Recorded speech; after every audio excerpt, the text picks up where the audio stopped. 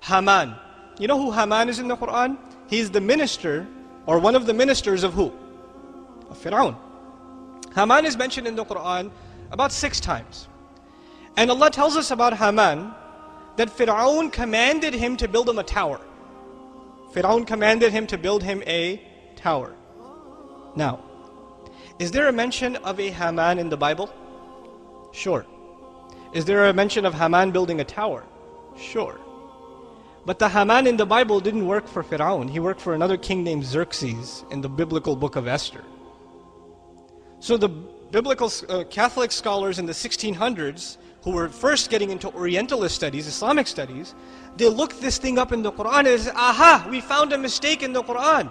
Look, they're talking about Haman working under Fir'aun, while the book of Esther tells us that Haman worked under the king named Xerxes 1,000 years after the Pharaoh in Babylon, not even in Egypt, and he built them a tower. You ever heard of the story, the Tower of Babylon? So they challenged the historical integrity of the Quran. Ma'adallah, they said from the disbeliever's point of view, oh, Muhammad must have plagiarized it from a priest and made a mistake because he mixed up the story of the Tower of Babel, right? And the story of Xerxes with the story of the Pharaoh, and he's confused between the two of them. That's what he did. Misquotation in the Quran. What's really interesting is, in the late 1800s, the Catholic scholarship, the body of Catholic scholarship, unanimously denied the book of Esther as a valid source of history. They acknowledged their own book, that their own book, unanimously, is legend, just stories made up, names made up. The Jewish encyclopedia even now tells you the book of Esther has no historical value. None whatsoever. But then it remains, this one question remains. The Quran tells us that this Quran tells Bani Israel about the things that even they disagreed in. Even they disagreed in some stuff, and this Quran tells them. This speaker is giving this to you. He can't be the speaker then. This knowledge is coming from somewhere else. Now check this out. You know Maurice Bucquet is a famous Muslim who wrote Bible, Quran, and science? Before he got into that subject, he was a historian. He wanted to study Islamic history.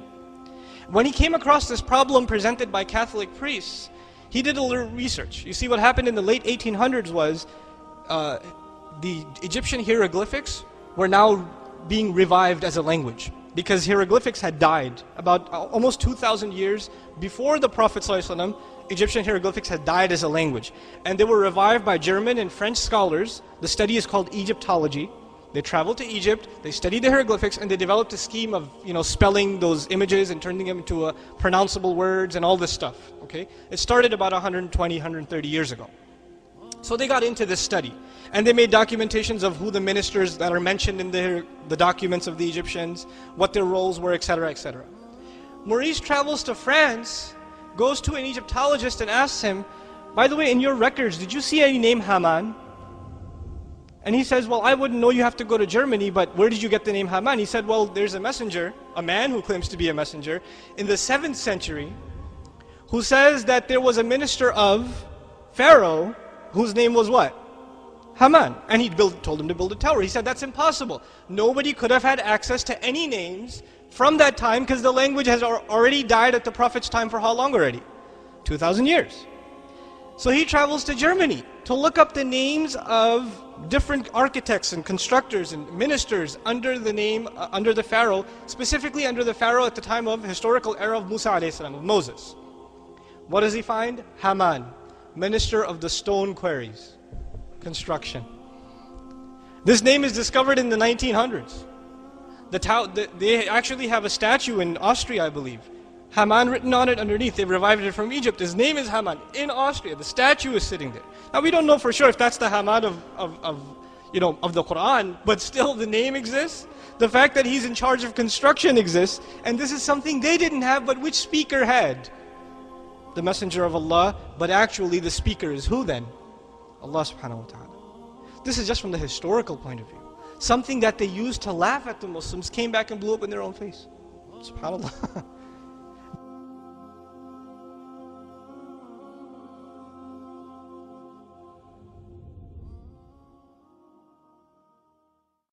Mm-hmm.